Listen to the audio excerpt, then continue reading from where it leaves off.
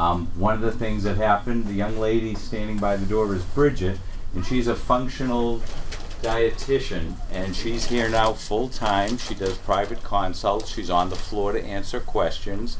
She's been here for about a week. This is her fifth day, so she survived.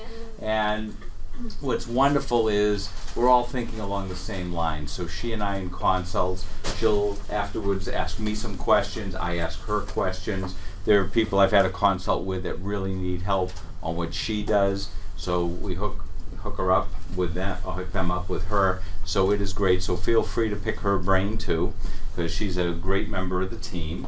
Any of you that don't receive our newsletter, when you go upstairs at the register, if you leave your email, if you'd like to receive our newsletter, we're going to, I think it's been very informative, but starting hopefully next month, Bridget and I are heading up the newsletter. So the first of every month, Bridget's going to write and do a newsletter. We'll probably have our sales circular in there, and she'll have a couple of articles about different things. Mid-month, I'm going to do one talking about issues of the day, or some health and wellness products, a new product, a new idea. So it'll be twice a month. What we try to do is we want the newsletters to be what will help you. So we want feedback. Let us know what you like, what you don't like about them. And if for any reason it's something that you don't want, at the bottom of each newsletter there's an unsubscribe button which unsubscribes you. And we do the newsletter, we keep your email, and we send the newsletter. So when you're unsubscribed, you're gone. And if you're not unsubscribed, you're only going to get things from Bridget or myself. So you're not going to get inundated. And lastly, after, thanks to John and Andy, after the talk tonight, anything upstairs that is not on sale, they're extending 20% to all of you as a thank you for supporting us and for being here tonight. So with that, we'll start. Oh, you all have a goodie bag, courtesy of some of our vendors. And what I'm going to be talking about tonight is not only how to help the body detox, but even more important is how to not get toxic in the first place. Because if you're not getting dirty, you don't have to clean. And so that's really where it is. It's not doing a detox once a year, feeling lousy, or fasting for 2 weeks once a year. Our bodies were designed to be detoxing 24 hours a day, 7 days a week, every day of our life, and we should be able to keep ahead of it, but we can't. In most of the bags, there should be a card from Primal Pit Paste and a little sample of Primal Pit Paste. Has anyone tried one of the natural deodorants? A lot of people find they work well. A lot of people find, especially if you started using it in the summer, that you find you perspire a lot more. And then you say it isn't working. Not that you don't have any odor, but you get wet. And what's very interesting, if you go to their website, they have a whole bunch of information about detoxing and why when you first use a healthy deodorant, you might perspire more, and then you'll stop perspiring more. And what happens is the regular deodorants that most of us have been using for decades have aluminum in it. And the aluminum is the antiperspirant. It causes the pores to close completely. And then what happens is the water builds up and the pressure builds up, and if it builds up enough, you have a flood, and that's when you get the big ring. The other problem is aluminum is absorbed very easily through the skin, and one of the problems we're finding with Alzheimer's is people have a higher aluminum level in the brain. So between the aluminum pots, aluminum foil that we're heating our food in, and the aluminum deodorant we're putting under our arms where we perspire and the pores open up, we're slowly killing ourselves. So what happens, which is very interesting, and a story out of school, it happened to me, and I was talking to someone at Primal Pit Paste, and they said, give us a week. Just give us a week. I started using it, and of course I did it at the wrong time. I did it in the middle of the summer, hot and muggy, wrong time to change deodorants. But what I found was, the first week it was true. I found I was perspiring. When I went to the gym, my underarms were even wetter than they normally were. And I didn't use an antiperspirant all the time. But what that is all the pores and the lymphatic system up in this area has been storing all the metabolic waste that we try to get rid of through perspiration, but the aluminum was blocking.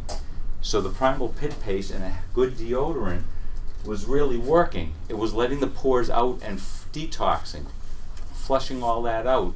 And it was amazing. I think it was day 5, all of a sudden I was bone dry under my arms. So sometimes when you have an unthought of, quote, side effect, if you know why it's happening, it really is a positive effect. It's not a side effect.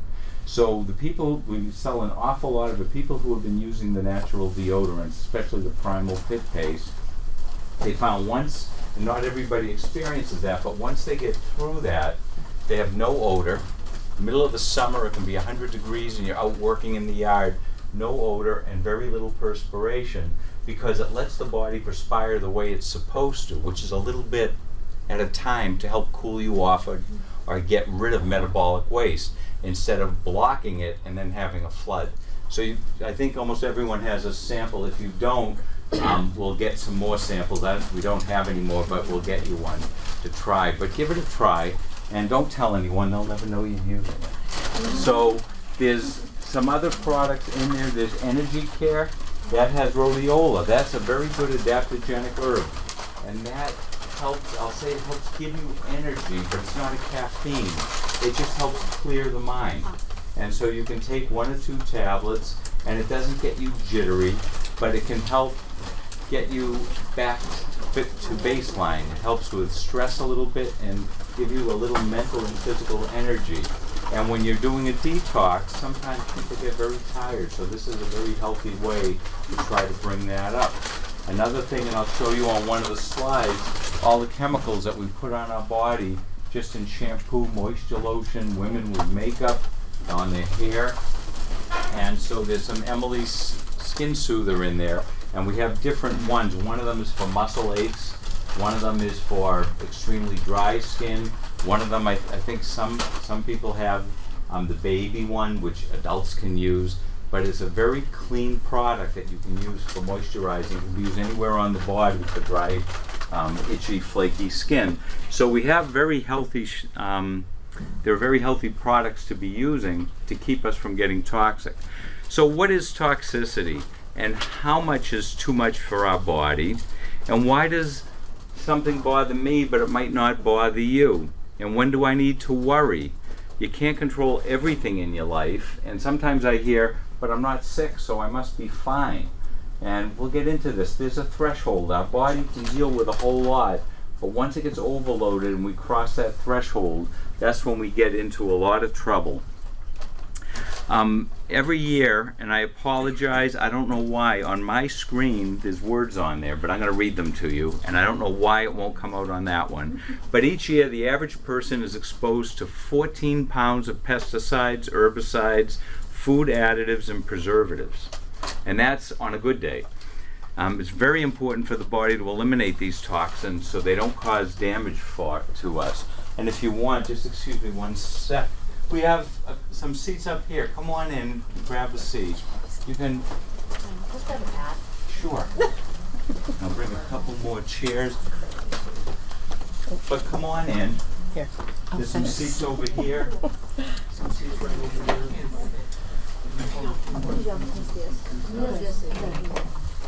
Okay. As long as you're not soaring. All right. So I'm doing a detox. I'm doing a 2-week program. I'm drinking detox teas and smoothies. There's a 3-day cleanse, a rapid cleanse, a first cleanse, and I think we've all probably done some of these. And they have their place, but they're really not a detox. The 1 or 2 or 3-day cleanse primarily get the bowel moving, which is very important. You think of the body as a river from the snow cap down to the ocean. We have a bunch of dams in our river, and you have to start opening up the dams. If you want to get all the water flowing in the backed up river, you start opening the lower dam first and get that flowing. Then you go upstream, and if there's a dam, you open that one. That way everything flows down and out. So some of these products are very good for the lower dam. But just because you used to go to the bathroom every 3 days and now you're going once a day, that's really not a detox. That's the beginning of a detox, because you're getting, the bowel is how we get rid of everything. But you're not really supporting the liver, the lymphatic system, the mitochondria, right down to the cellular level. So what I hope to get across tonight is these are great, but that's step one. That isn't a detox. Core Restore, excellent. That brings it to the next level, and there are other programs like that where you start off fasting for a couple of days, but there's nutrients, a shake you're taking, so you get what you need for energy and for cells, and then you slowly start reintroducing food while you're supporting the liver and the lymph and the mitochondria and antioxidants. And that's, I call that the second step, because you're making some lifestyle changes, and along with your diet and how you're behaving during the day, because then you're going to notice you feel better, and hopefully that will stick for the rest of your life, or a good portion of it, so then you're not getting as toxic. So the goal tonight is for you to, I hope, to understand that we don't need to do a detox, we need to be detoxing all the time. And it can be very gentle. Most people, unless they're deathly ill, when you do a detox, you should feel better. You shouldn't go backwards for weeks to then start going forwards. You shouldn't have to take 2 weeks off from work because you have migraines and you're achy and you have no energy. You should be able to have a design detox for you, and each of us is different. If we knew each other really well and we went around and talked about what our lifestyle is, how much stress we are, what we eat, how many hours sleep we get, do we get good sleep, are we in a good relationship, we're all going to be different, and that's what makes being human wonderful. But that means we all need a different detox, because we're all at different points, and each of our bodies can do different things in a different order. So working with someone who can help you figure out what's the right detox for you, let's clean up the mess, and then help you support detoxing for the rest of your life. And if anyone has questions, feel free to jump in. So detox is the body's process of removing toxic substances. It's not a food, it's not a diet, it's not a pill. It's an ongoing, vital process that our body does all on its own in order to survive. It happens 24/7, 365 days a year, not just twice a year when we do a detox. In general, this is a lot of what we do in our detoxing. The liver and the kidneys are the two big detox organs. The liver helps break down all the toxic substances, hopefully deactivate them and make a lot of them water soluble, and they go to the kidneys and we urinate them out. From the liver it goes into the bile, into the colon, and out it goes. Water soluble toxins concentrate in the joints, the blood, the tissues, and the muscles. Fat soluble toxins, which most man-made chemicals are fat soluble, go into the fat cells, bone marrow, liver, and the brain and the central nervous system. So with all the toxins in our environment, it's no wonder we're having a lot of issues on that side of the screen. And our big problem is most of the safety studies are done on each individual toxin or chemical. Is this amount in this food toxic? And most of the answer is no. The problem is that same substance might be in 8 foods you're eating 7 days a week, and combined along with other chemicals is very toxic for the body. But we don't do any studies. Instead of looking at the chemical per serving, we should start analyzing what's in the body and what's accumulating in the body, and is that amount toxic. So what makes something toxic? A toxic substance has an ability to cause harm. So if something is very toxic, a small amount can harm the body. When you need a large amount of a chemical to cause damage to the body, we say it's non-toxic. But there's a whole gray area in the middle that if you have a little exposure once in a while of something, we can consider it non-toxic. But if you're exposed to a little of it often, it accumulates in the body, and it can wind up being very, very toxic. If detoxing is a daily ongoing process, why do we need to be concerned? Nature got our bodies to detox. We were designed that way, so we shouldn't have to worry about it. But we really do have to worry about it because we're overloading our system. Most of the toxins we're exposed to have only been around for 60 or 70 years. Since World War II, over 85,000 synthetic chemicals have been registered with the EPA. And each year, over 2,000 new chemicals are introduced for use in everyday items like food, personal care products, prescription drugs, household cleaners, pesticides, and lawn fertilizers.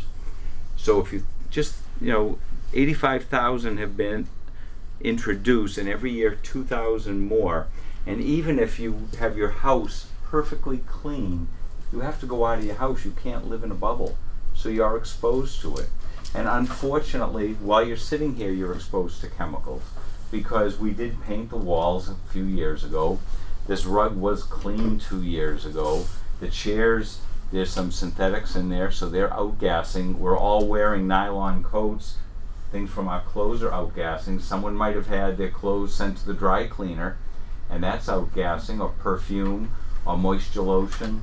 So no matter what you do, we're exposed, so we really need to work on keeping ourselves detoxing as well as we can. In a US EPA biopsy study of chemicals stored in the fat of human beings shows 100% of people studied, so everyone in the study, had dioxin and PCBs, dichlorobenzene and xylene in their fat. And that's really scary. 100% of the people have known carcinogens in their fat. The positive side of that is our body's doing a great job, because that means if it's in the fat, it couldn't detox, break them down and eliminate them, so the body stored them in the fat cells because they're fat soluble to keep them away from our brain, our heart, our eyes, our kidneys. The downside of that is body does that assuming next week will be a better week and will detox and pee or poop them out, but that doesn't happen. A lot of people with cellulite, they're usually skinny people that have cellulite, and when they first started doing the liposuction, they started analyzing the fat cells, and all cellulite is fat cells, and the body walls them over, and they found those fat cells were very, very toxic. And so maybe all these skinny people couldn't detox well enough, and the body's burying it in the fat cells. The body couldn't get rid of it, so it starts walling off the fat cells, and that makes the cellulite. So it isn't just calories in and calories out. We have to look a little broader. Also, a lot of people, no matter what they do, they can't lose some of their weight. They could be on a starvation diet, they could be exercising 5 days a week, doing everything right, and the fat won't come off. And that could be because the body's storing things there. We're getting a lot of people now that say the doctors tell them they have a fatty liver. Nobody is supposed to have a fatty liver, but they say for someone your age, that's all right, we'll just keep an eye on it. 9 out of 10 times, that's toxicity. The liver is storing fat-soluble chemicals, hoping it'll have time to deactivate them later, and so it brings fat into the liver to store it, so it doesn't hurt us. So a lot of these things that are happening, we really have to think about what are we doing to ourselves and what can we do. Dioxins, PBCs, outgasses from carbonless copy paper, plastics, inks, paint, furnishings, construction glues.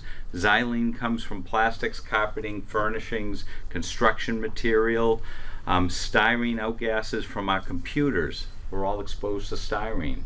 And many everyday plastics that hold our juices, water, sodas, ketchup, peanut butter, milk, even baby formula release styrene. Now, I had a student, a little elementary school kid, said his parents told him not to leave his water bottle in the car in the summer because when it gets hot, a lot of the chemicals from the plastic get in the water, then you drink the bottled water and it's not good for you.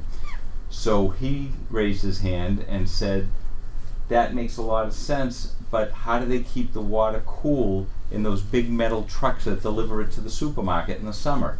And I'm thinking, I never even thought of that. The chemicals are in the water before we even get it. And this little kid figured that out. And just thinking of that, so I got rid of my plastic non-BPH and I have a metal water bottle now. But we have to think of these things. We're all buying bottled water, which is great, but it's in plastic.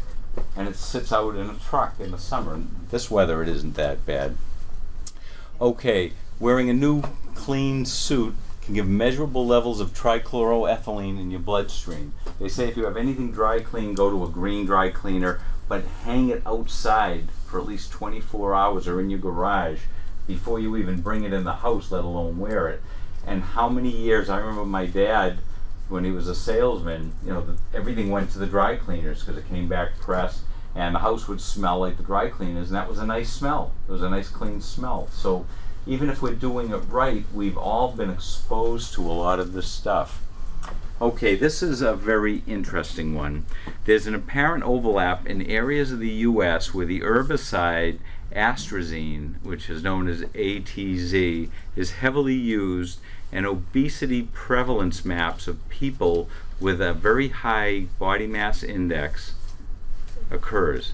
And what that means in English is that we're using a chemical on a lot of our farmland, and the people who are around that area are all obese, or the majority, the highest obesity rate.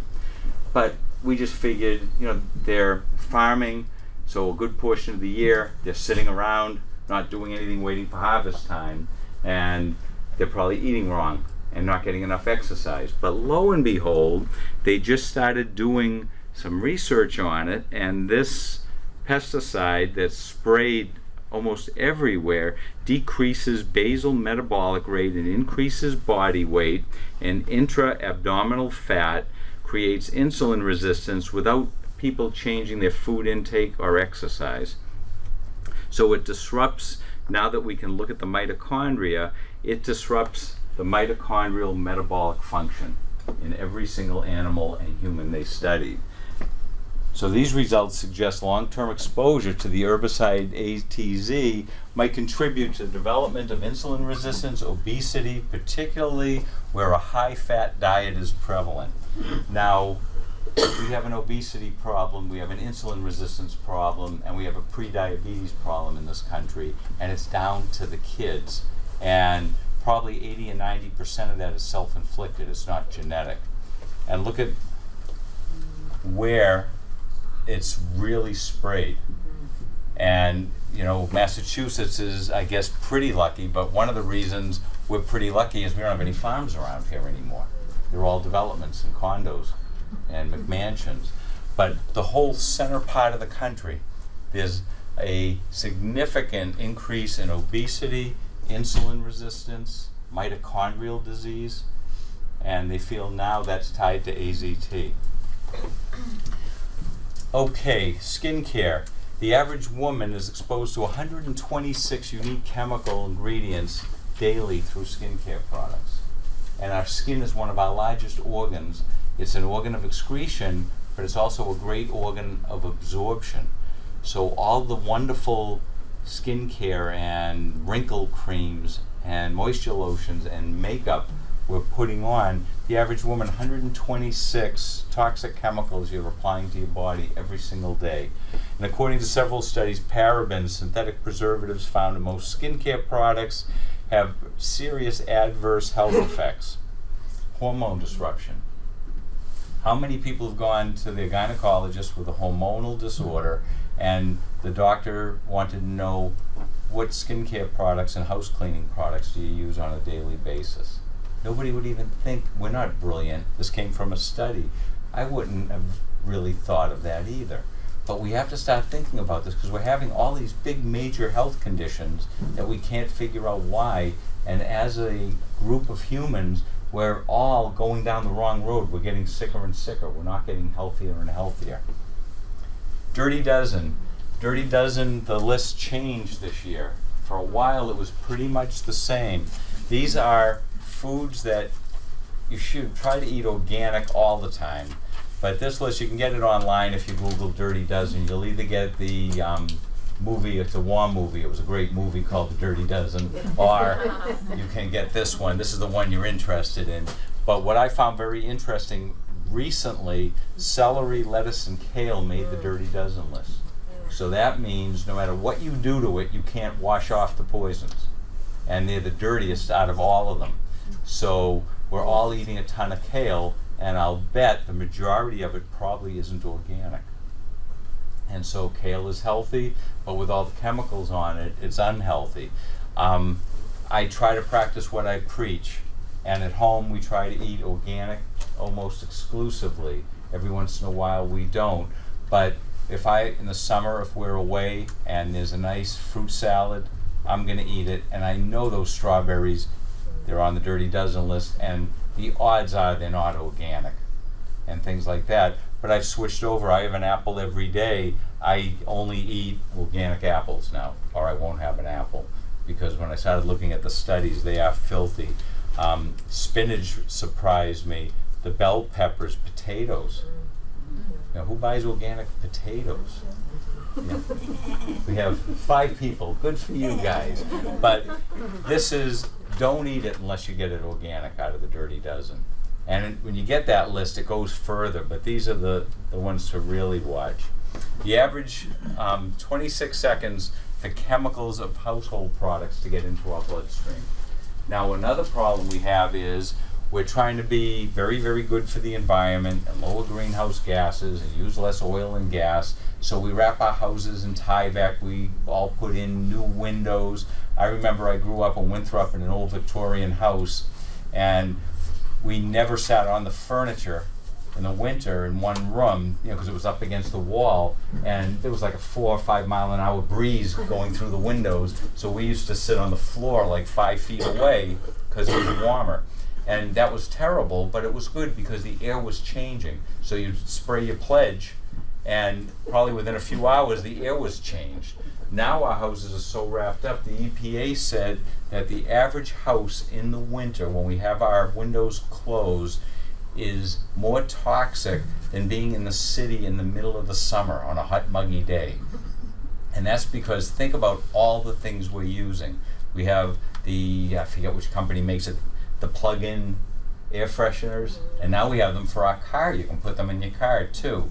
And we use laundry detergent. How many people go for a walk and you know when somebody's drying their clothes? It smells so beautiful. You can smell the bounce sheets.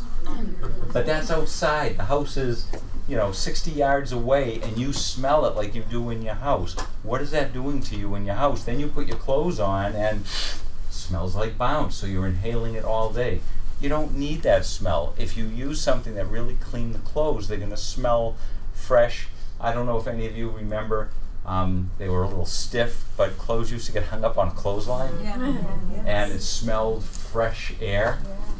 That's healthy. That used to be healthy for you. There are wonderful, healthy products now for cleaning, whether it be the sprays, the laundry detergent, the sheets for to put in the dryer, for washing your dishes, for the dishwasher. It used to be the stuff didn't work that well, but now the prices come way down. And think about it, every time you spray something, especially in the winter, for weeks that's going to be in your house, and you're breathing it all day long. We take showers in chlorinated water. Thank God there's chlorine, because that kills the bad bacteria that's in our water. But we go into a hot shower, we open up the pores, and we stand there pouring chlorine on us. And so there was some studies, a 10-minute hot shower gives you the exposure of being in a public pool for an hour or two. That much chlorine in your bloodstream. So that's not good, because then that kills the good bacteria. So we have to start cleaning up our house.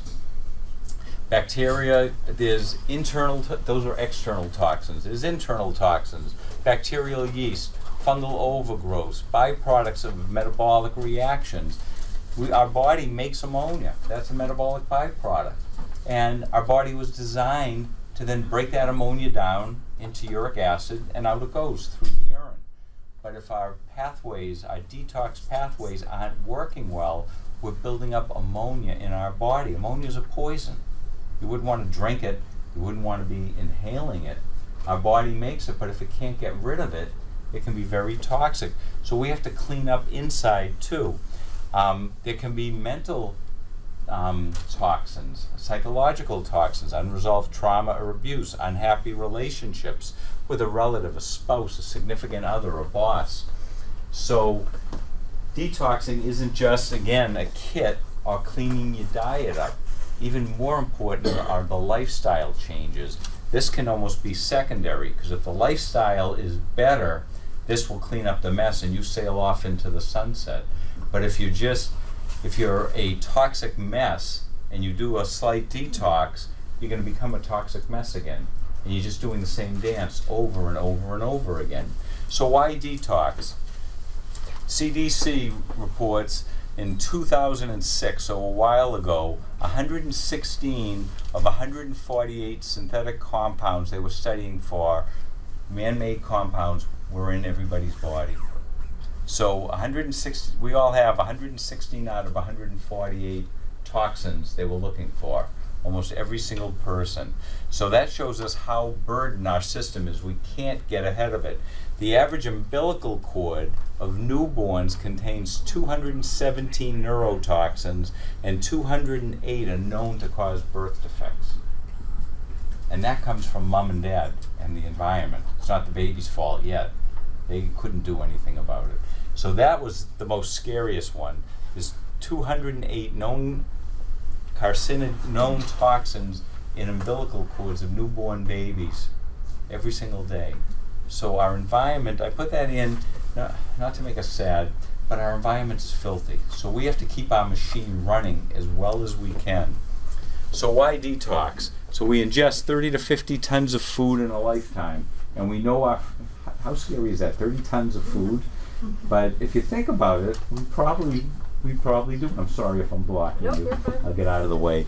But the food supply, if we're not eating organic food, good food, growing our own food, cooking our own food, as opposed to already made food, if we don't have control over it, there's a lot of toxins in that.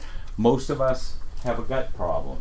Nobody is pooping like they should 2 or 3 times a day. Having a bowel movement should be like urination. You should sit down, go, and leave. You shouldn't have to open windows. You shouldn't be gassy. You shouldn't have to keep going in. You shouldn't be reading the New York Times on the toilet unless you're trying to escape from the family. And it's the only place you can be alone. But most of us have a gut problem. That's where we break down food, absorb nutrients, and eliminate waste. If that isn't working well, you're never going to be healthy or be toxic free. So you start with the gut. That's the first place all of us should be working on. GI issues won't allow, if you have GI issues, in addition to not eliminating the waste product and the toxins, you're not able to get the nutrients in. So you're eating this great food and you're not getting the octane or the fuel your body needs to run efficiently, which means how can it possibly keep ahead of the toxins? So you're not absorbing well and you're not eliminating.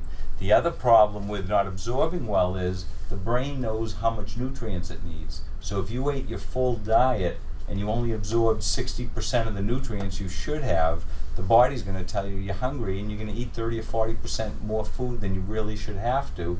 And then we go back into the overweight and obesity side. So it all factors together. We have each of us can develop different symptoms from the underlying problem or the cause, because toxins build up in our body, and each of us could be toxic in a different way. So someone that has IBS, the underlying cause or reason they have it could be different, so the solution's going to be different. So there isn't a perfect formula for IBS or a perfect formula for diarrhea or constipation. So we have to figure out what's perfect for you. How about getting the gut working well? Doing a good gut program, absorbing your food well, picking the right foods, sitting down and relaxing and digesting and eating, and eliminating the waste properly. That's probably the least expensive and the best thing you can do to get healthy and to maintain your health. And we don't do that. We use more laxatives and antacids per person in the US than any other country. Miralax we're giving to newborns through senior citizens and saying perfectly safe, they can be on that the rest of their life, it's fine. It isn't fine. If you've had part of your bowel removed, so physically or structurally there's a problem, maybe something like Miralax is right, but for the person that has all the parts that aren't broken, they're just not working, we need to get them working right. We don't need to be drugging them so at least you have one bowel movement a day, but it isn't a healthy movement, so you're not accomplishing what the body is supposed to. So this is a good one. This will all be up online hopefully within a day or two. It'll be on our website, if you click the blog or on our YouTube site, it'll be there also on the store site under recorded lectures. I put them all up so you'll be able to have all these slides. So you don't have to start writing too many notes. On this side we have total toxicity load, low to high. And on that side we have minor and serious problems. And here's the threshold. I always talk about, people say, when am I going to feel better? If you're here and you have to cross this is the threshold to feel better, it's going to happen fast. What if your toxic load is way up here and you're detoxing and doing a great job and you're flying down? Could be weeks till you cross that line and start feeling better. So again, each of us is an individual. So if we look on this side of it, and let me move this out of the way so I don't keep you. When the toxic load is low, the body's keeping ahead of it. You have no symptoms, lots of energy, physically fit, mentally alert, emotionally balanced. These are the people who are the 80-year-olds. Like my mother asked me when I was in Florida if I would hit some tennis balls with her neighbor because his tennis partner was having his hip replaced. And he was an 80-year-old guy. It had to be 96 degrees out, and I haven't played tennis since college, but I figured he's in his 80s, piece of cake. So I went out, and we just lobbing the ball back and forth for about a half hour, and I thought I was going to have a stroke. It was so hot. And so I didn't want the poor guy to have a heart attack and die. And so I said, you know what, I've had enough. And so we said, thanks. And then 3 other guys walk in that were older than he was, and he thanked me very much for helping him warm up. They played doubles for another 2 hours. I couldn't have done that if I tried, even if I knew how to play tennis. But his toxic load was probably way down here. His emotional load, he's financially secure, he's in a good relationship, he's retired, he's doing what he wants when he wants. Nobody's ordering him around. The kids are up north, so they're not going to come down. And Dad, you shouldn't be doing that, and all that. Then there's the people, and we probably know it, you go to a meeting and you look around and they're people your age and they look 30 years older than you. And those are the people who have a high toxic load.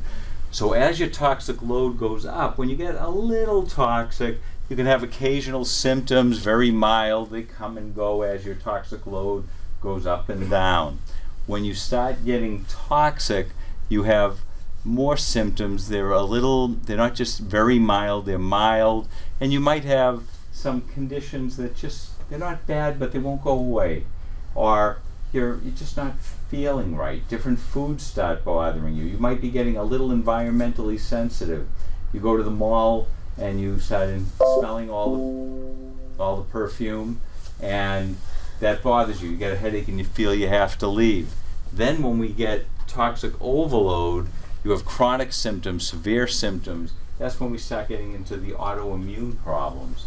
Tissues start breaking down, and autoimmune diseases are going crazy now. We have people, you never heard of scleroderma. Now that's common. MS.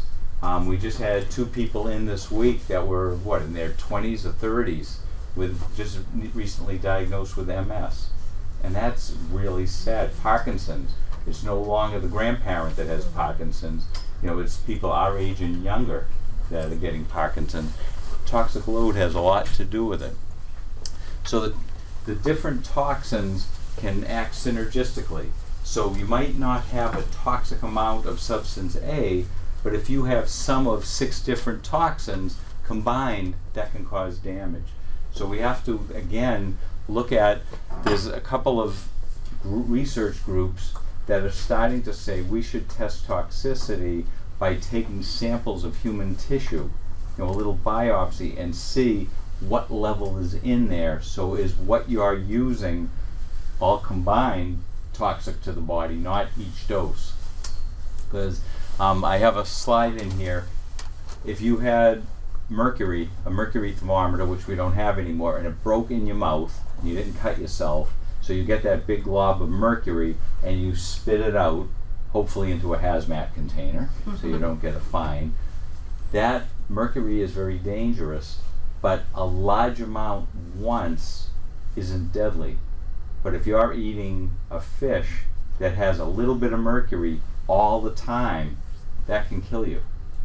So we have to start looking at how everything interacts and how it plays out. So our toxic chemical exposure, products, the soil, the food, water, the air, our relationships, our work environment. How about on the computers? How many people are sitting at a computer or standing at a computer for 8-10 hours? That's not healthy. Besides being at the computer, but just standing there or sitting all day, that's a type of toxicity in the body. How many people are in a rush and you have another meeting, so you run in and buy some fast food? That's toxic. McDonald's now is going to start using what do they say, fresh beef. So that means they have been using fresh beef. So disease risk is how toxic something is multiplied by your cumulative exposure and your susceptibility. Each of us has a different susceptibility. That's our genetics. And one of the doctors, when I was at a class, said our genes load the pistol, and our environment and our lifestyle, the epigenetics, pulls the trigger. And what that means is you could have identical twins. I always say two identical twins. Of course they're identical twins. You could have identical twins, so they have the exact same genetic material, and they move away from each other and live different lifestyles. One of them comes down with these conditions, this person doesn't. And when we look at it, it was the environment. The gun is loaded, and one of them pulled the trigger. The interesting thing is, until there's real bad damage done, if you change your environment, you change the epigenetics, our lifestyle, you can get your finger off the trigger and pull things back and have the loaded gun again. We can't change our genetics, but we're pretty much in control of our epigenetics, and that's something we need to be thinking about. So we have to think about our ongoing exposure. We have to think about our nutrient deficiencies. The more we're exposed to toxins at the mitochondrial level, we need a bunch of nutrients that work on the detox pathways. So it isn't so much just getting the bowel going. We have to make sure we have all these little micronutrients in the right supply, or those pathways can't work. Then we get more toxic. The gut bacteria start dying off. We start getting constipated. We don't digest well, so the gut's out of balance, which makes it harder to absorb the nutrients when we need even more of them being absorbed. So does that mean mega doses of vitamins? Absolutely not. We have these upstairs. I have these here just so you can look at what's in it. There isn't large amounts of any nutrient in this, and this is an excellent multiple vitamin to support detoxing and the mitochondria. This one, the Nutriplenish Detox, same thing. Somebody will say, yeah, but I'm taking X thousand milligrams, X number of thousand milligrams of this. But you need a little bit of all of them. It's like seasoning in a soup. So taking vitamins or different formulas can be very helpful, but you also have to have everything in place. You have to be getting a good night's sleep. You have to have good bowel function. So we need to get that going. High sugar, carb, low protein diets, very toxic for the body, very inflammatory. Heavy metal exposure, stress and emotional trauma.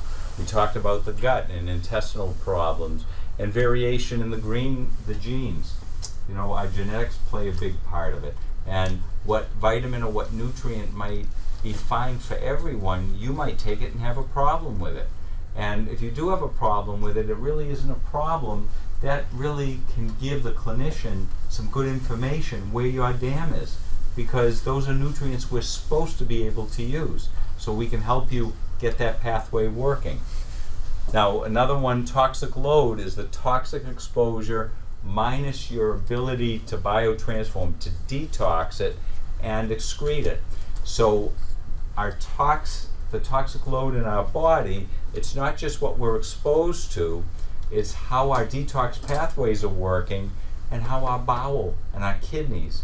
If we can detox real well, but you're constipated, you're not detoxing. It's going to sit in the bowel and you're going to reabsorb it, and that's like a brand new exposure.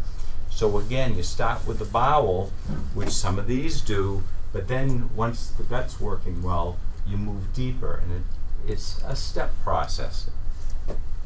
Okay. If you have a high toxic load, it doesn't mean it will, but these are a lot of very common symptoms if you're toxic. And if you look at it, that's 90% of the probably 95% of the population. Low energy levels, poor self-confidence, lack of enthusiasm, impatient or aggressive, emotionally reactive, poor mental alertness, poor concentration, decreased muscle mass, stiffness, which is inflammation, belly fat, overweight or really underweight. That's a lot of people are too skinny. And everyone says, oh, I wish I had your problem. Those people, that's just as bad as being obese. You're eating everything you possibly can and you're losing weight, or you can't gain weight. You know, it would be on one hand, a nice problem to have, but it isn't a good problem to have. Dizziness, fainting, poor physical fitness. This really fits all of us. Here's more. Nausea, vomiting, mine was genetic. Hair loss, headaches, tingling. We're getting more neuropathy now. Dry skin, itchy rashes, poor eyesight, swelling, inflammation, joint pain, diarrhea, constipation. So between these two lists, I don't think there's anyone walking around that doesn't have at least 4 or 5 of these to some degree. Some of us might win the prize and say, I have most of them.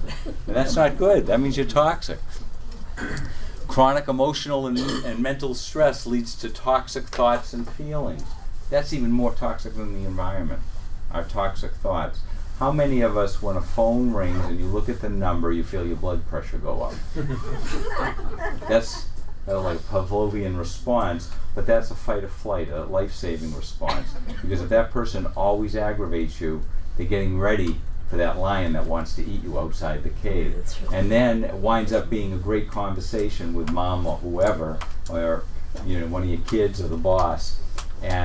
But that's toxic. Isn't that sad? You look at a number and you already get upset, or you get a letter from the IRS and they could say, you made a mistake, here's $3,000. Doesn't happen often, but it could. So lack of exercise, toxic food storage. A lot of our foods with the power going on and off. How many of us thought about the food in the refrigerator and said, yeah, but I didn't open it and it was only 3 days. It could be, who knows how warm it got and how fresh it was to begin with. There could be bacteria growing there. We have a lot of people who have had GI problems, and it probably was from bad sushi. And they picked up parasites. And that doesn't mean don't eat sushi, but sushi is very, very popular now. And that goofs up the gut. That can lead to toxicity. The air, heavy metals, the pesticides, we talked about a lot of that. So exposure, thank God in this country, exposure to cigarette smoke is going down, but you can still sometimes walk outside of a building, or I love it at the hospitals. You go to Mass General and they have that big smoking area right by the front door. So everybody walking in has to walk by all the people smoking, which my feeling is if they want to smoke, that's their business, but I shouldn't have to be exposed to it. So I'm glad we have some of the rules. Recreation and prescription drugs. Every single drug that man has made can be very beneficial, but is very toxic. The liver has to break it down and excrete it. And it uses the same pathways as it uses to break down our metabolic waste products. And the body looks at what's more dangerous. So if we're taking drugs, we start accumulating some of our normal metabolic toxins or waste product. The liver can only do so much in 24 hours. So that's why a good detox program has liver support. Besides the lifestyle changes, is bowel support and liver support and helping the good bacteria and helping the lymphatic system so it can bring things, nutrients in and waste product out. Toxic cosmetics, the solvents and cleaning products, dioxins, formaldehyde, charcoal meats and the pollution and all these different things. When I was in high school, I got to use the family's cars. And the deal was I like fixing things. So my dad said, you keep the cars running, tune them up and all that. You can use them whenever you want. And that was great. I didn't have to buy a car. And I had access to a car. So one of the cars had a big 4-barrel carburetor on it that was always getting gummed up. So I went to the auto parts store, and it was a commercial one, and I knew one of the guys who worked there. And he gave me carburetor cleaner that the mechanics use. And I'm reading it, and it says use in a well-ventilated area. So it was the middle of the winter. I opened the garage door about 4 inches. That's well ventilated. It was freezing in there. I took this gummed up carburetor, dumped it in, pulled it out in like 4 seconds. It looked brand new. And it ran beautifully. So I wore gloves. I'm smart. I'm not smart enough. I had the door open a little.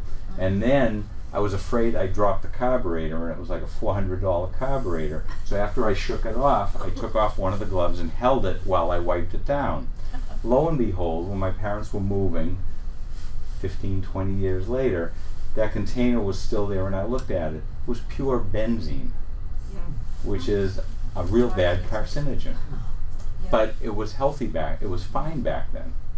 But we didn't know. I remember spraying chlordane on apple trees.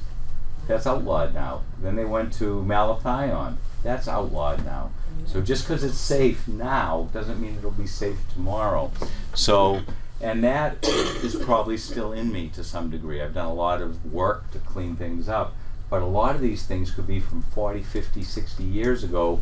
And if you remember that toxic load slide, now that we're exposed to so much more, I'm living much cleaner, but I could still cross that threshold because of all the little exposures. Okay, I'll just go into this a little bit. Anyone ever heard of LD50? That's the lethal dose when they do tests. If it's on rabbits, let's say, it's the dose that will kill 50% of the test subjects. And they don't test humans, they use animals. So the LD50, the lower the number, the more toxic the substance is. It takes less of it to kill 50% of the test subjects, sorry. I was going to say the people. So we have to look into, not us, but hopefully the people who are doing the testing are looking at this to see how toxic things are, how much we're being exposed to. Our signs that our detox capacity, our body isn't able to detox well. If we're getting skin disorders, increase in PMS or fatigue, dark circles under the eyes, asthma, frequent colds and flu, muscle and joint pain, any systemic inflammation, insomnia. Anyone with chemical or environmental sensitivities is toxic. Their body is right up to here, and all it takes is one little exposure and the body gets overwhelmed. People with fibromyalgia, it's a toxicity issue. They have to clean things up. So we're back to this. Low toxic load, or if you're able to detox well, you're fine. But the minute you cross this line, you're heading for danger.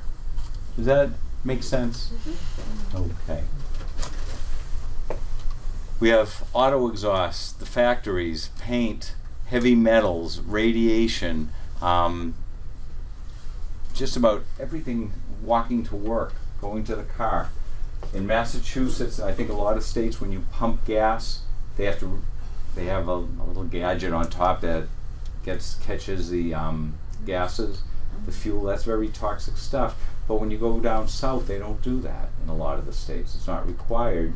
And I remember when I was a kid and we go out fishing, I used to love the smell of the two-cycle engine, the exhaust, and the seawater. It would smell good. So it was almost while the engine's idling and that blue smoke is coming up, it smelled good. You used to sit in the back of the boat. You wouldn't go to the front. And not the brightest bulb on the tree, I guess. Cosmetic skincare. Nicotine, I think, is going down. Prescription drugs are going up. Over-the-counter products. A lot of the prescription drugs you can get over-the-counter now. So you don't even need a doctor telling you you're using too much of it. You can just go buy more. And that's overloading our liver. Gary, what about caffeine? Caffeine. Ideally, no. I have a cup or two of coffee. I mix it half and half. Caffeine also can stimulate the bowel and it wakes up the liver. So depending upon where you are on that chart, it cannot be bad for you. But depending upon where you are on the chart, it can be another toxin that the body has to deal with. So I think my grandmother's old saying, everything in moderation. And the body, if it's healthy and you take care of it, the body can deal. Gluten, if you're not celiac, if you have a little gluten, most people aren't going to have any problem with it. But we're eating or we're being exposed to way too much gluten, so we're in the toxic load of gluten. That's why there's so many people with a gluten intolerance. Yes? Like, I just learned a couple nights ago that other than corn, wheat, and soy, which are produced so much with so many of these chemicals, coffee is really using a lot of chemicals, so the people recommended only using organic coffee because sort of like the Dirty Dozen, it has more of it Right. than other food. Yeah. That's correct. Coffee can be filthy. Teas can be filthy too if they're not grown properly.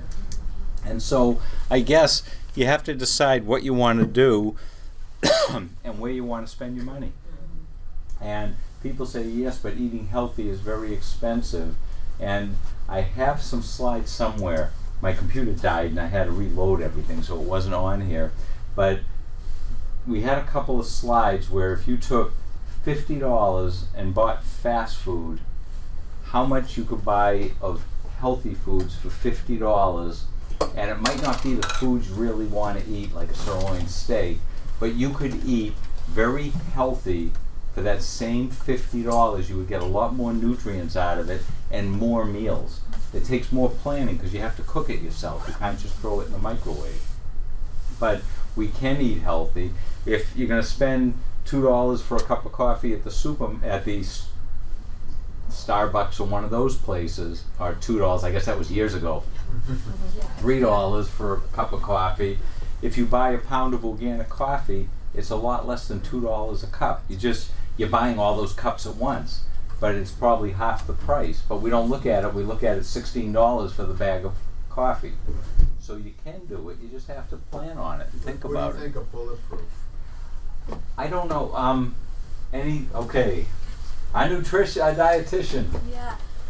With most like nutrition questions, you kind of have to weigh like what are your goals with it, and then you have to go into your toxic load, like or your genetics, and figure out like is that good for you. With someone with genetics that really shouldn't have to be having a lot of saturated fat, it's actually really not a good thing. So you kind of have to figure out what the goals are of the coffee.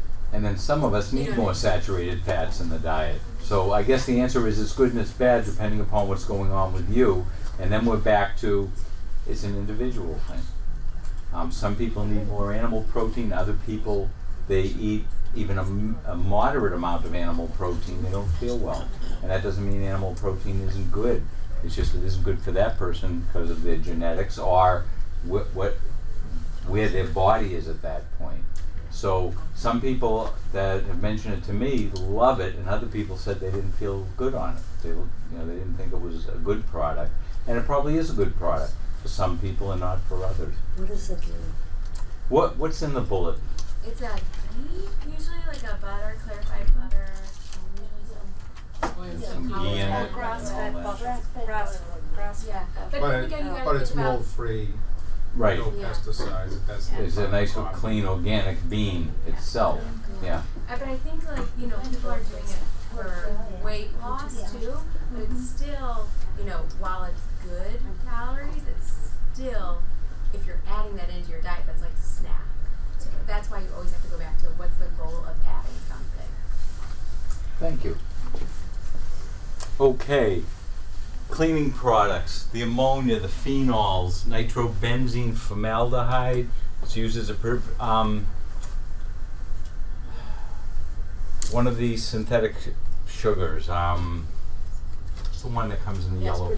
Splenda. Splenda. The yellow one. One of the first metabolic changes in our body, it gets converted for a short period to formaldehyde.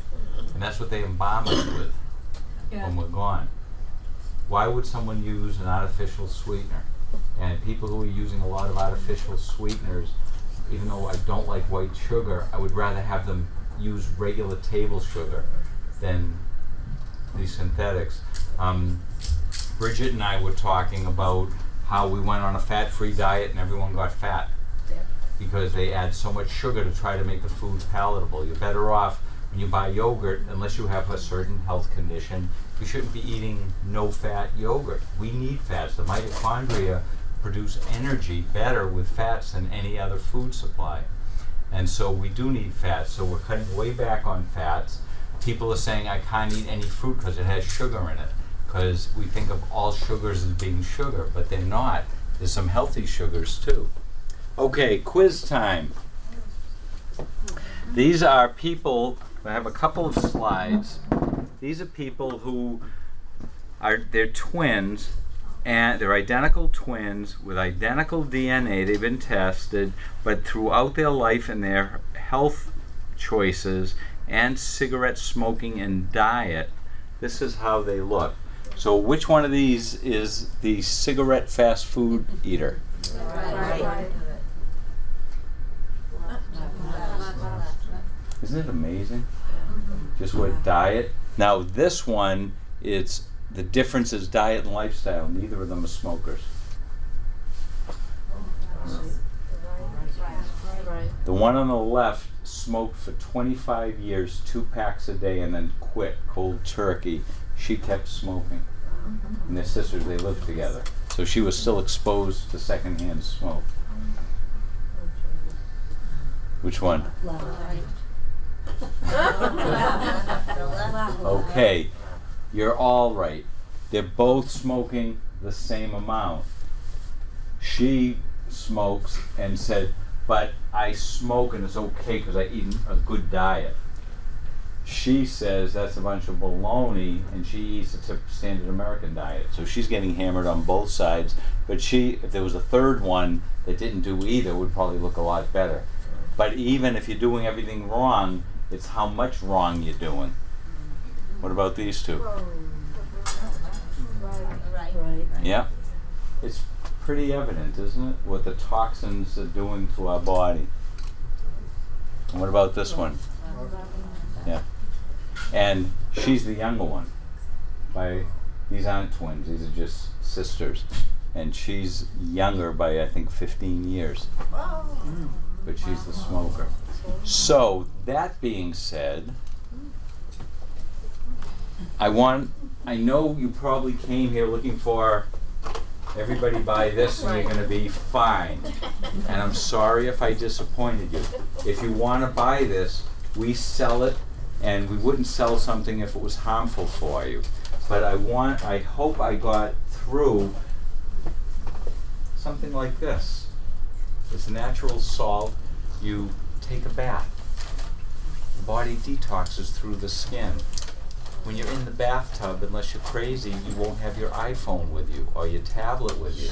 Maybe you'll light a candle or turn the lights down, and nobody can bother you because you're soaking in the tub. You can't answer the phone, you can't do anything. That helps up here, and it helps you detox. Magnesium. Those of you that muscles are tense, throw this in the tub and get in and soak. Do yourself a favor. I won't say and bring a glass of wine in, because yes you can, but no you shouldn't. But there are so many things you can do to start detoxing. What about all the chlorine in the water?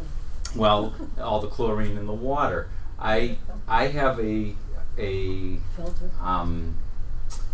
reverse osmosis filter for our drinking and cooking water. I didn't do the whole house, but what I did do was I got shower heads that filter out the chlorine and small particles.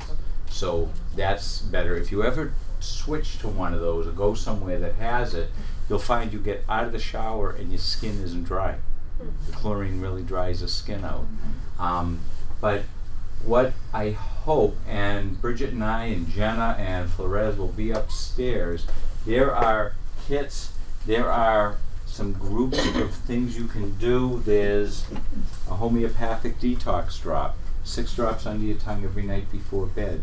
Energetically, this helps from the cellular level all the way down, the liver, the cells, the lymph. Very, very good. There's really, unless somebody can't take something with a little alcohol in it, there's no reason anyone can't start this. But this is a probiotic. But that isn't, I won't say it's not a bad detox, but I don't know what's a good detox for you or for you or for you. We have to figure that out. There's Dandycomp. It has a bunch of herbs in there, very, very tonic and gentle to support the liver in phase 1, phase 2 detoxing. If you don't like drops, there's in capsule form. It has milk thistle, artichoke, dandelion, licorice. Very, very good. If someone's on a lot of pharmaceuticals, they should be doing some liver support. If someone's constipated or diarrhea, they shouldn't even start there. They should talk to us about, we have to get down here working, then we can work upstream. I talked about the Mitocore Nutriplenish GI. If you can read it, the backbone is a good multiple vitamin, not a high potency, just a good multiple vitamin. But then it has a lot of things in there, some glutamine, the licorice root, the methionine, and acetylcysteine. It has a lot of things that are very healing for the digestive system that help support the liver. Is there any one product that's a great detox product? Probably most products are great detox products, but what combination do you need and where do you start? So I know it probably isn't the answer for tonight, but I hope did it open up some thoughts? Yes.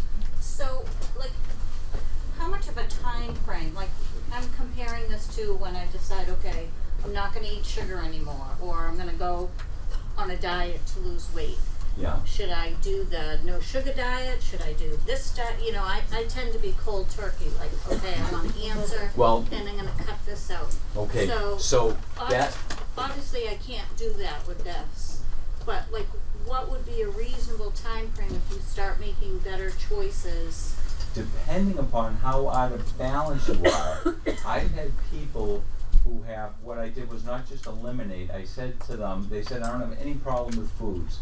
And I said, do me a favor, for 2 days, 48 hours, I want you to be real anal about it and eliminate all sugar, all processed foods, and all gluten. Just 48 hours. And then that night, at the end, have a party. Have your pizza or a big bowl of pasta and some French bread, whatever, a couple of beers, whatever you want, and then call me. And they said, I can't believe how awful I felt. Because what happens is when you're eating all those bad things all day, every day, your energy level is down here and your digestive function is down here. The body wants to be healthy, so within 48 hours, your energy and mental clarity and bloat, energy and mental clarity go up, bloat goes down. Then when you throw it all back in, you take a giant step backwards and you really see it. So internally, the minute you eliminate something or cut it down, your body's getting healthier. Again, the toxic load, where you are to that threshold line. But I'll throw it out to Bridget. Most people, if their diet isn't that healthy and they change it, not from way over there to way over there, but they make healthy choices and eliminate some of the bad things, usually within, I would say within a week, you should be able to say, I'm nowhere near where I want to be, but why didn't I do this 20 years ago? A huge thing that I work on with clients, because I know in our world that we live in now, it is all or nothing. Like that is how most people are. I don't think you're alone in that. So really what I work on with people is things that are gonna stick, because it's not gonna be the month of doing no sugar that's gonna bring you the lifelong health. It's gonna be having that salad every day for lunch. So something, that's an example. And you don't have So to that is- eliminate completely. And You can treat exactly. yourself. If you behave during the week and you go out on the weekend and you like cheesecake, don't have half a cheesecake, have a piece Yeah. because you deserve a treat. You behaved all week. Yeah. The thing is, if you take a bite of that cheesecake and it's just okay, waste the $8. Don't eat the rest of it. But for a timeline for, with food aside, but like trying to detox, are you saying that people can feel better within 48 hours if they've done several of the Depending things? upon how Or would you? depending upon how toxic they Okay. are. But if somebody is just a little out of balance, they're not going to notice that much because they don't have that far to go to feel good. What I like to do is I tell people either on their phone or on a piece of paper, every day rank how you feel, 1 to 5, 1 to 10, from terrible to the best day ever. Because we all, no matter what we eat, sleep, or do, we all have great days and terrible days that we just can't put our finger on why. And then at the end of the week, you add up all 7 numbers, divide by 7, and then look week to week, it should get better. If you're eating healthier and you're cleaning up your lifestyle, so the emotional and daily toxins, not just the chemicals, I can't see how within a couple of weeks you can't say I am doing so much better. Now, how long does it take to detox? You're never detoxed.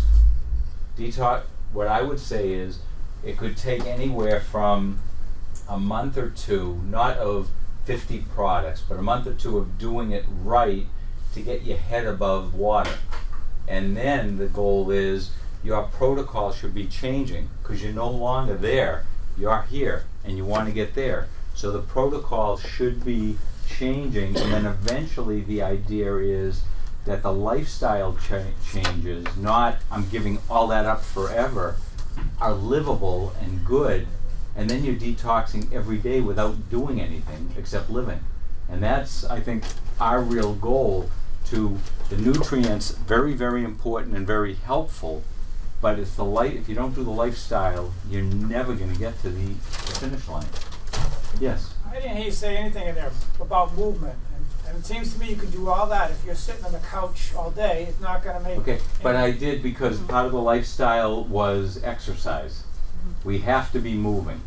We have to be getting outside in fresh air. We have to get the sun hitting our retinas. If you go out, not tomorrow because it's going to be snowing again, but once spring really is here, they say if you can get out in the early morning, when not just at sunrise, but when it's light out, but the sun isn't blazing, for 15 minutes and let the light hit your eyes. Don't look at the sun, but not sunglasses or a visor on.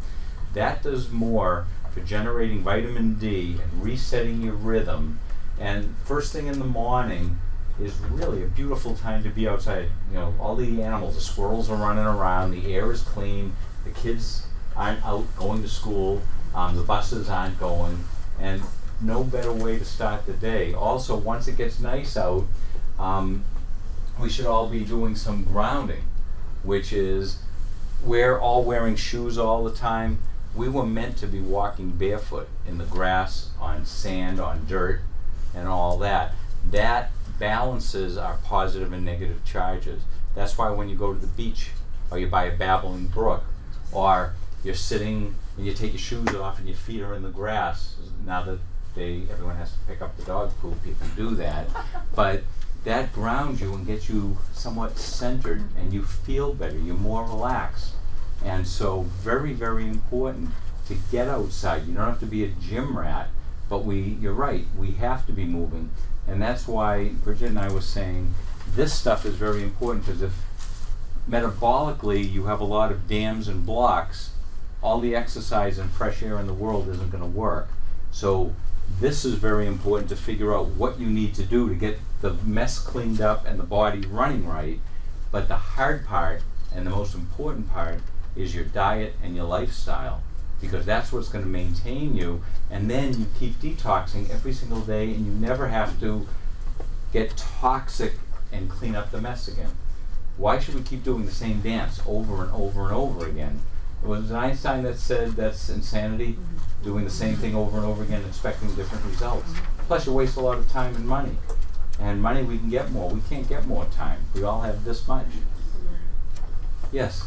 I was wondering if you are successfully losing weight and the toxins having the fat cells, then doesn't that enter the bloodstream or something? Like, what can you do while that's happening, or what should you be prepared for? Will you get headaches and stuff as the toxins are coming out? Excellent question. So I talked about how the body stores the toxins in the fat. A lot of people, when they do a detox or they go on a 4-day juice fast or liquid fast, they feel awful. And that's because your body starts breaking down the fat, which is what you want it to do, and it releases all the toxins that are in there, and you don't have the nutrients coming in, so the detox pathways can't work that well, so you're basically re-exposing yourself internally.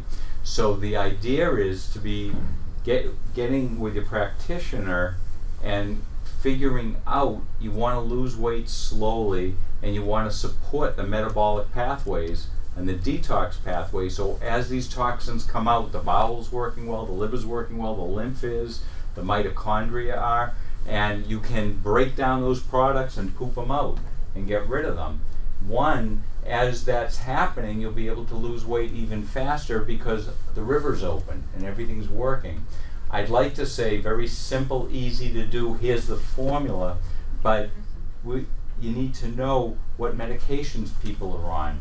What are their physical limitations? You know, how much exercise can they do? What's the right diet for you because of where your ancestors came from, what your genetic makeup is, how your digestive system works.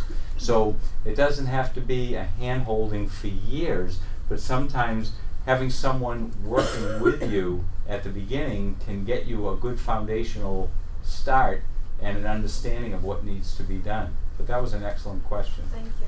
I'm losing weight through exercise, and I figure it'll be about a year or something. So I think that's a good pace, and I feel great. But also, I was wondering, because I see it on TV, and I'm just curious if you know an answer, because they're saying they can freeze people's fat, and then that's going to go through their system. I don't understand why the body doesn't end up reusing that as energy. How does that make it? You know what I mean? Yeah. When they freeze the fat, and that supposedly makes you skinny.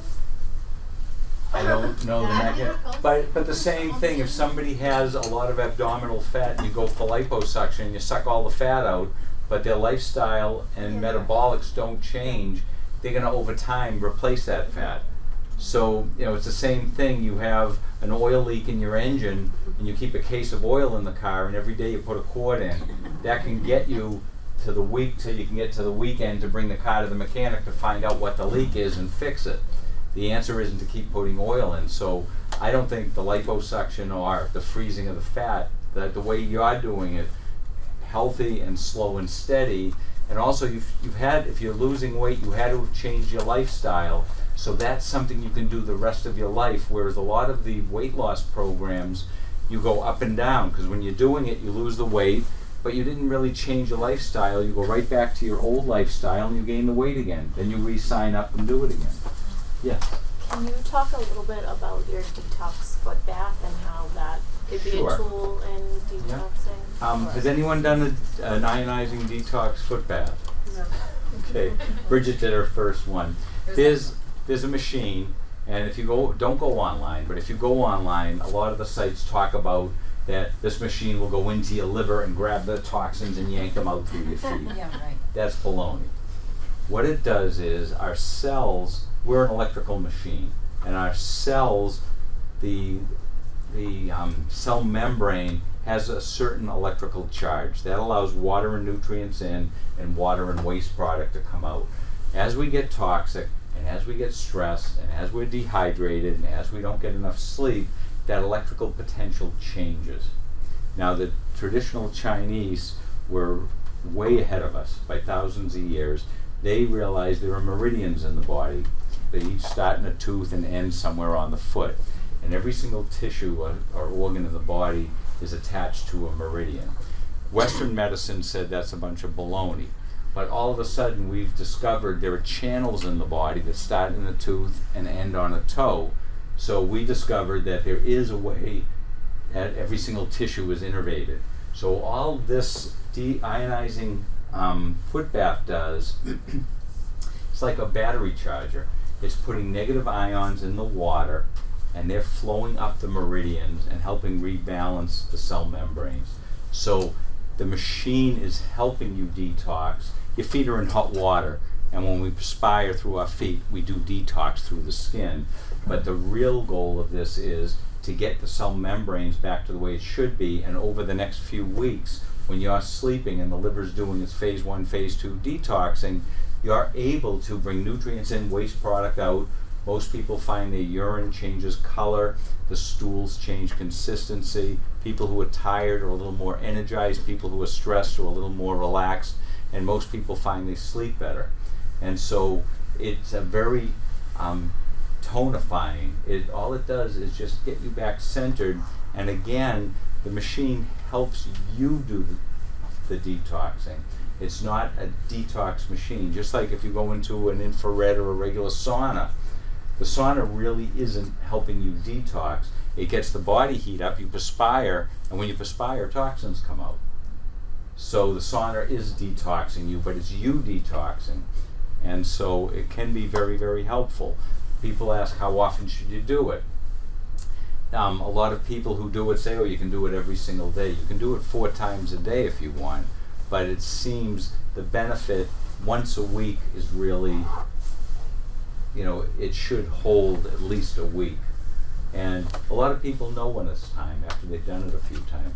The interesting thing I find is that when we run it, if we do 3 or 4 people right in a row, it's the same water from the tap, but everyone's water at the end looks different.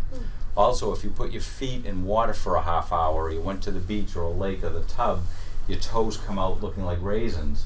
They come out nice, the skin is full and firm, and all it is tap water in there. So something's going on. Yes?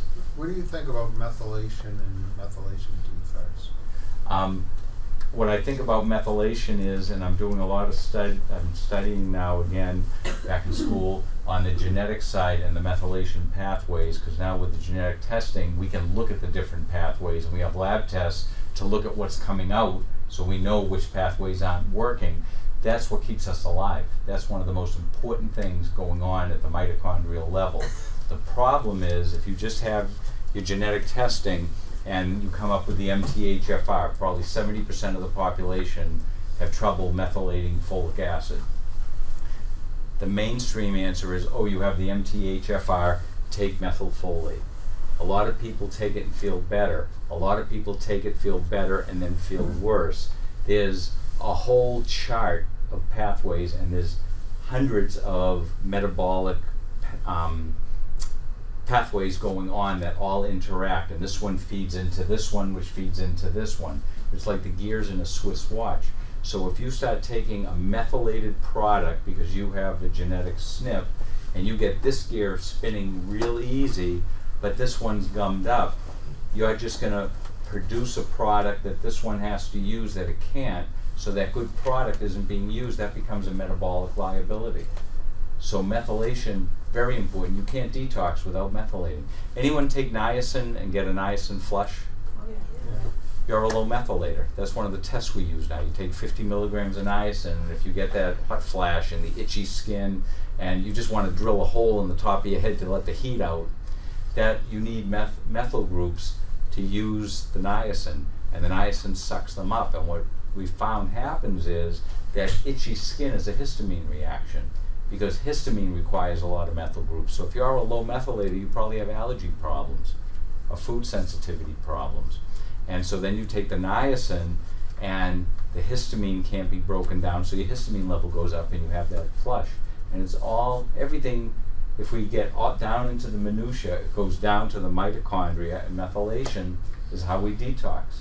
So that's a whole new area, and it's going to be unbelievable, because I've worked with a bunch of docs, and we've gone back to cases where we've got people up to this point and they're thrilled, and with the genetic testing and looking at the methylation test and the organic acid test and the NutriVal, we've been able to change what they're doing and move them even further, because we now have the technology to look at what's going on at the mitochondria and the different methylation pathways. So are you saying there's like a test that can be done to assess our level of like detox need? Like, is there a quantifiable Yeah. test? And depending upon, now, there are good lab tests, but I don't like to recommend, let's do these 4 tests and see what the numbers are. Sometimes, just by the regular labs and your symptoms and your health progression or regression, it's a slam dunk what isn't working well. So you're better off getting that working well, and then if you're still not 100% where you should be, that's when a lab could be even more helpful, because we might be able to figure out this pathway isn't working right. Let's get it working right, and then the lab will be even more valuable. But if money, you can't put money on your health, but I don't like spending money when you don't have to. But there's genetic testing, there's the organic acid test, which looks at there's a methylation test. It looks at the metabolic output. We know this pathway is supposed to convert, this is to remind me that not to talk till 11 o'clock tonight. There's a couple of tests. We know that this pathway is supposed to convert substance A to substance B. But if that pathway isn't working, we know the other product would be substance C. So we're testing to see B and C. And if you're getting C, there's only one place that could come from. That means that pathway isn't working well. And then with the genetic testing, that can help us. Now with the genetic testing, if you have the SNP, if you have that genetic mutation, that doesn't mean that pathway doesn't work. It means it's probably working anywhere from 20 to 60 or 70% efficient. And for some people, 30% efficiency is fine. So just because you have the SNP, it doesn't mean you have to take that nutrient. So it's more looking more global, how are all the gears playing together and figuring out where you need the support. But there's some wonderful tests. You can talk to myself or Bridget about it, more specifically. Yes? With the fatty liver, can you cure a fatty liver? Can you bring it back to? Okay, here in Massachusetts, we're not allowed to treat or cure any disease state. But if someone has a fatty liver and they start doing liver support and they start cleaning up their diet and their lifestyle, we've seen the fatty liver resolve. And because the fatty liver is because you're accumulating fat-soluble toxins. So if all of a sudden that load is gone and you're helping the body metabolize all those toxins that are stored, the body doesn't need to have that extra fat in there. So the answer is And yes. if you're losing weight, does that fat come off the liver just like anywhere else on the body? It depends upon, is phase 1, phase 2 working well, and do you have an exposure to certain toxins that the body will store in the liver. So it's a little more complicated, but probably yes. What do you Yes. think of coffee animals?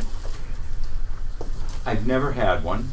I know a lot of practitioners that use them and recommend them, and people have done very well. The coffee enemas, any experience? No. But the enemas and colonics can be very healthy if the colon really needs that, or to do once in a while. But too much of anything isn't good. You also want to make sure you're going to someone, if you're doing a colonic, that also reintroduces the bacteria, the good bacteria, back in, because you can flush out a lot of them.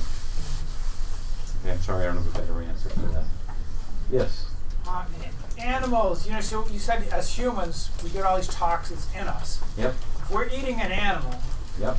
the same thing happens to that animal. Like you talked about ATZ. You got a cow that's eating corn that has loaded with ATZ. And then you you get give it. that animal's fat. That fat's going to be loaded with ATZ, right? And it's going to be And concentrated. then our body can't really get rid of that. Correct. It's the same as you being exposed to it. That's why free range, organic, is so much better, because they're not getting fed the chemically laden foods. They're also out there walking around having to survive and eat the different grasses. So even if what you said, I think even if you get an organic chicken, but they're raised in those places where there's 10,000 in a house, But their life is stressed. Will Right. they be filled with toxins even Yes. though they're organic? But there are also field chickens. There are free range chickens that aren't in a coop getting fed organic feed, that are out there eating the grass and the whatever the chickens eat. I never thought So about that- today. That's like probably the best Yeah, thing to do. that's what you want. And on the beef, you want the free-range beef. And that's why bison is so good, because you really can't put a whole bunch of bison in a small pen, they're too big. And also what's very interesting, if you have the corn-fed, the regular beef, it has besides the chemicals, it has an awful lot of omega-6 in it, which is inflammatory. If they're out there on the range eating the grasses, the meat has very little omega-6 and it has a lot of omega-3 in it.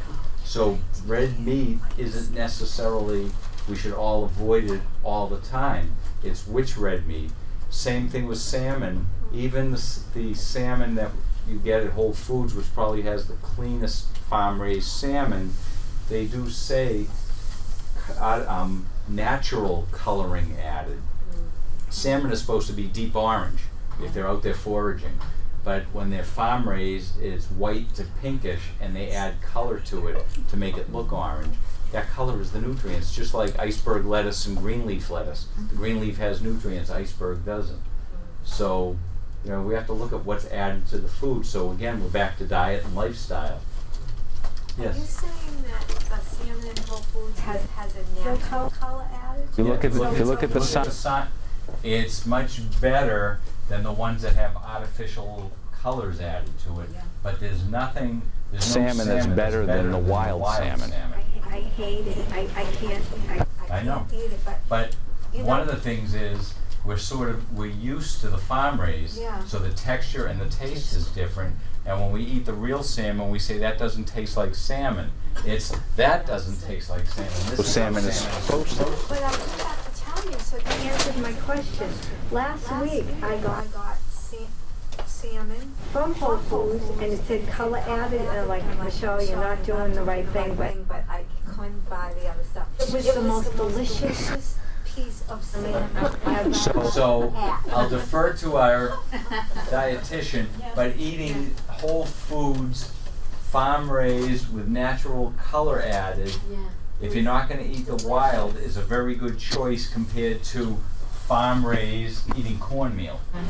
It's interesting because people say the same thing about grass-fed or corn-fed with beef, but we're used to an unhealthy product. Yeah. It's like Gary was saying, to put it bluntly, not healthy for us. So if we're eating what's supposed to be in nature, getting used to that. I think you said it. Another thing, the animals. Anyone have a pet bird? And I'm sure none of us have pet cows.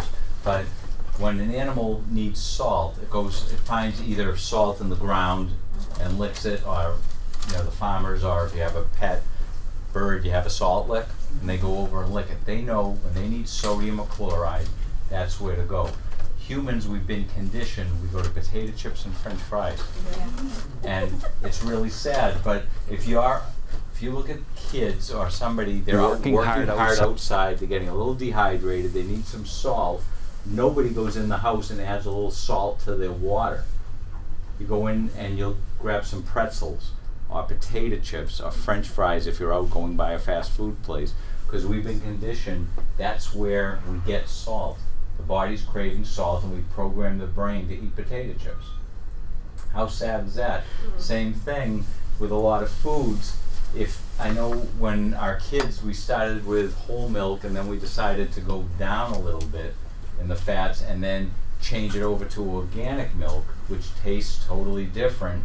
And so my wife this is why all of us guys have to be very thankful for the women, because we'd all be dead if it wasn't for you. What she did was she took the jug with, I think the whole milk is it red or blue cap, whatever it is, the kids knew that jug. She kept that jug, and she poured the organic milk in the jug with that, and they never noticed the difference. But it's what we're programmed for, and we've been programmed that unhealthy foods are delicious, and they're really not. But look what we've done. How many of us ate collard greens growing up? Or kale? Yeah, okay. Very few people up in this area would even, you'd look at it in the supermarket and say, that's what I spray with poison in my yard. That's a weed. But now, dandelions, they're delicious if you cook them right, and dandelion tea. But that was awful. If your mother ever put dandelions in the salad, you'd run away. What do you think she's trying to cook? But that is true for the northeast area. Yeah. But other parts of the country.